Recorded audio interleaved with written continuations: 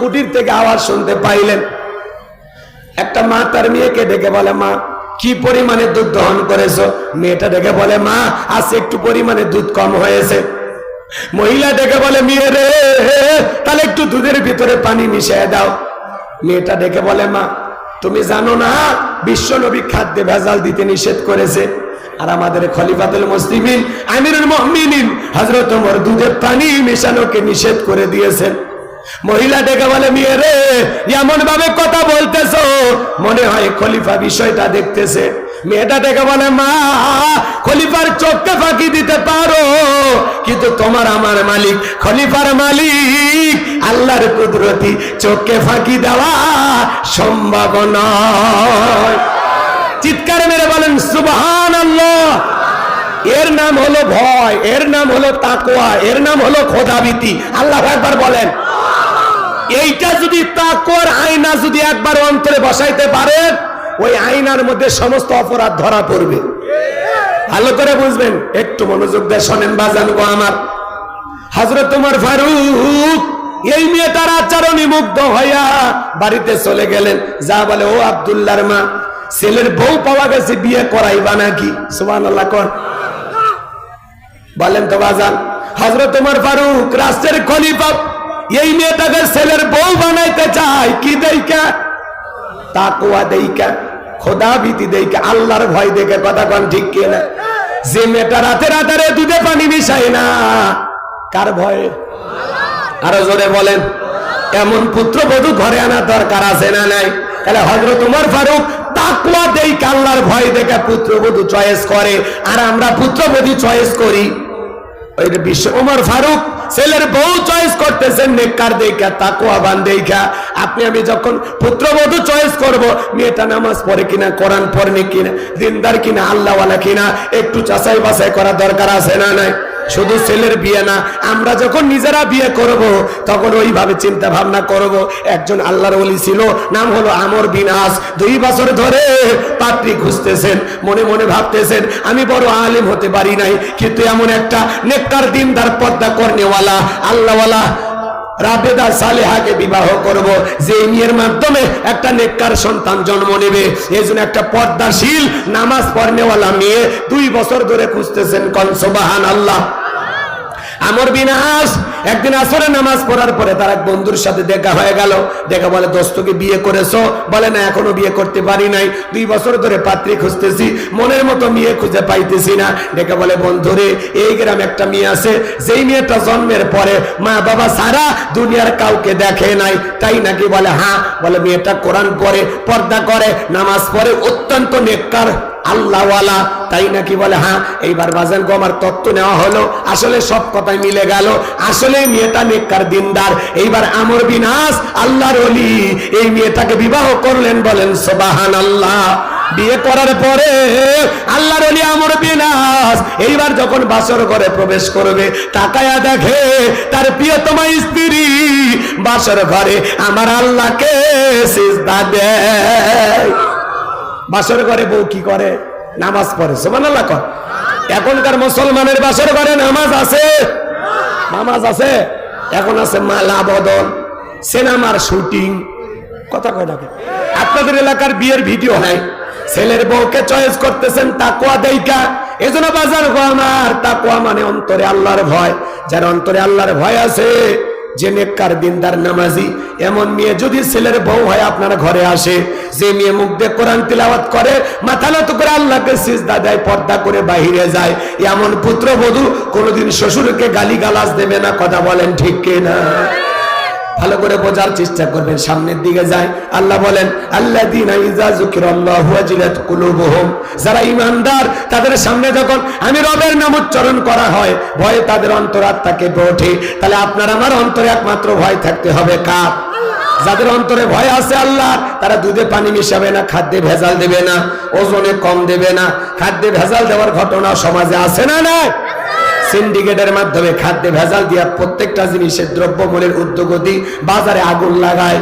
মাল মজুত করে, 10 টাকার জিনিস 30 টাকা বাজারে দাম বাড়ায় দেয়। এরকম সমাজে আছে না নাই? যারা সিন্ডিকেটের মাধ্যমে প্রত্যেকটা জিনিসের দাম বাড়াইয়া জনগণের প্রতি জুলুম করতেছেন, আজ হোক কাল হোক আল্লাহর দরবারে প্রত্যেকটা টাকার জবাব একদিন দিতে হবে। কথা বলেন ঠিক কিনা? মদিনার বাজারে আমার নবীজি গেলেন, বিশাল একটা খেজুরের স্তূপ। আমার নবী খেজুরের স্তূপের ভিতরে হাত ঢুকিয়ে দিলেন, ভিতর থেকে কিছু খেজুর বের করলেন, তাকায় দেখেন খেজুরগুলো ভিজা। আমার নবী ডেকে বলেন, কি ব্যাপারে সাহাবী? ওপরের খেজুরগুলো শুকনো, ভিতরের খেজুরগুলো কেন ভিজা? ডেকে বলেন, হুজুর আজকে একটু পানি হয়েছে মদিনার আকাশে, এই জন্য একটু খেজুরগুলো ভিজে গেছে। আমার নবী ডেকে বলে, সাহাবী এমন কথা বলবা না, আজকে মদিনাতে কোনো বৃষ্টি হয় নাই। মনে রাখবা, এরকম প্রতারণা করা যাবে না। মান গাশা ফালাইসা মিন্নি, যে আমার উম্মতের সাথে প্রতারণা করে, আমার উম্মতকে ধোঁকা দেয়, সে আমার দলভুক্ত হতে পারবে না। এজন্য বাজার গো আমার খাদ্যে ভেজাল দেওয়া যাবে না, ওজনে কম দেওয়া যাবে না। বিশেষ করে মাছের ব্যবসা যারা করে, গোছের ব্যবসা যারা করে, অনেক ক্ষেত্রে একটু ওজনে কম বেশি দেয়, এমন আছে না নাই? আবার যারা দেখবেন বাড়িতে বাড়িতে চাল ডাল ক্রয় করে, এরা নেওয়ার সময় বেশি নেয়, দেওয়ার সময় কম দেয়, আছে না নাই? এজন্য বাজান গো আমার, আল্লাহর ভয় যাদের অন্তরে আছে, এরা সুদ খাইতে পারবে না, ঘুষ খাইতে পারবে না, জিনা করতে পারবে না, জবিরাল ঠেলতে পারবে না, খাদ্যে ভেজাল দিতে পারবে না, ওজনে কম দিতে পারবে না। আল্লাহর ভয়ে সকল গুনাহ থেকে কারা কারা নিজেকে বাঁচিয়ে রাখবেন? 2 হাত তুলে আল্লাহকে দেখান। আল্লাহর ভয়ে আজ থেকে আমরা শপথ গ্রহণ করব, কোন গুনাহ করব, কোন গুনাহের কাজ করার আগে নিজেকে বলবে, তুমি এই চিন্তা যদি সামনে থাকে, তাহলে আপনি গুনাহ করতে পারবেন না, যে আমি যা করতেছি সব আমার আল্লাহ দেখতেছে। কথা বলে ঠিক কিনা? এবার 2 নাম্বার, আমার আল্লাহ রাব্বুল আলামিন বলেন, ওয়াস-সাবিরিনা আলা মা আসাবাহুম। আল্লাহু আকবার।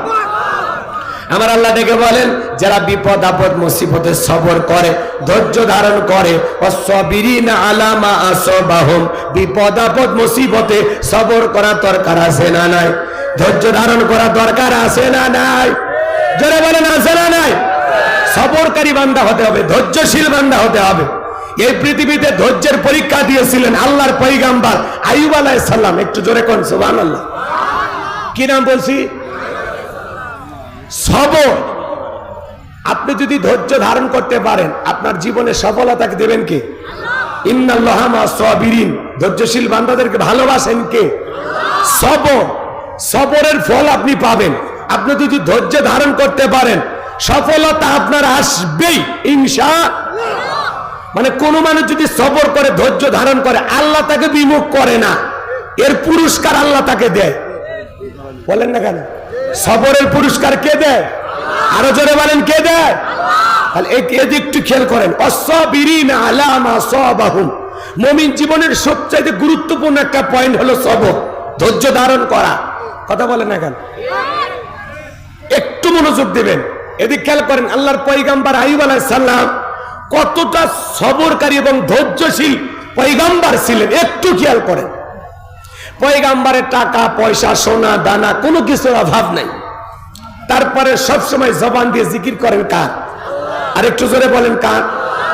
শয়তান একদিন আল্লাহ তাআলাকে ডেকে বলেন, আল্লাহ আইয়ুব আলাইহিস সালামের সবকিছু আছে, তার টাকা পয়সা ধন দৌলত ক্ষেত খামার কোনো কিছুর অভাব নাই, বিবি সন্তান, এই জন্য বৈশা বৈশা আপনার জিকির করে। এগুলো যদি কেড়ে নেওয়া হয়, আপনার পয়গম্বর আইয়ুব আপনাকে ভুলে যাবে। জোরে বলা যাবে না নাউজুবিল্লাহ? আমার ভাইয়েরা, এই কথা যখন শয়তান বললেন, আমার আল্লাহ ডেকে বলে, শয়তান রে, আমার পয়গম্বর আইয়ুব আমাকে কখনো ভুলে যেতে পারে না। শয়তান ডেকে বলে, আল্লাহ তাহলে একটু ওয়াদা দেন, একটু পরীক্ষা করি। আমার আল্লাহ ডেকে বলে, যাও পরীক্ষা করে দেখতে পারো, কিন্তু আমার আইয়ুব কখনো আমাকে ভুলে যাবে না, জিকিরি বন্ধ করবে না। বলেন সুবহানাল্লাহ। এইবার বাজান গো আমার, আল্লাহর পয়গম্বর আইয়ুব আলাইহিস সালামের ফসলের মাঠে যত ফসল ছিল, সব ফসল নষ্ট কইরা মানুষের সুরত নিয়া শয়তান যায় বলে, ও পয়গম্বর, তোমার ফসলের জমিতে যত ফসল ছিল সব সব ফসল নষ্ট হয়ে গেছে, একটু ফসল নাই। আল্লাহর পয়গাম্বার ডেকে বলে, এতদিন এই জমিগুলো থেকে যে আল্লাহ তাআলা ফসল দিয়েছিল, সে আল্লাহ তাআলার হুকুমে এই বছর যেহেতু আমি ফসল পাবো না, এতে আমার আফসোস নাই, মন খারাপ নাই, আমি শুকরিয়া আদায় করে পড়ছি আলহামদুলিল্লাহ। ফসল নষ্ট হয়ে গেছে, তারপরে কি বলে? কথা কয় না। আর আপনি আমি জমির ধান পাইকে গেছে, বোঝেন তো? ভাষা বোঝেন নাকি? আমার ভাষা বোঝেন না? জমির ধান কি হয়েছে? পাইকে গেছে। আপনি হয়তো বা 2 দিন পর কামলা দিয়া বা কৃষিক্ষেত্রে লোক লাগাইয়া এই ধানগুলো কেটে বাড়িতে নিয়ে আসবেন, কিন্তু ঠিক আল্লাহর কাছে দোয়া করে বলতেছেন, আল্লাহ একটু জমির ধানগুলো যেন খারাপ থাকে। আপনি যেদিন কামলা লাগাবেন তার আগের দিন, মাঠে লোক লাগাবেন তার আগের দিন একটু হালকা বৃষ্টি হইয়া, একটু হালকা ঝড় তুফান হইয়া জমির ধানগুলো পড়ে গেছে। আপনি সকালবেলা ফজরের নামাজ পড়িয়া জমিতে যায় দেখেন খারা ধান কি হয়ে গেছে? পড়ে গেছে, শুয়ে আছে। এই দৃশ্য দেখে মাথার টুপি খুলে বলে, আল্লাহ এটা একটা কাম করলে। কথা কয় না? এরকম মুসলমান আছে না নাই?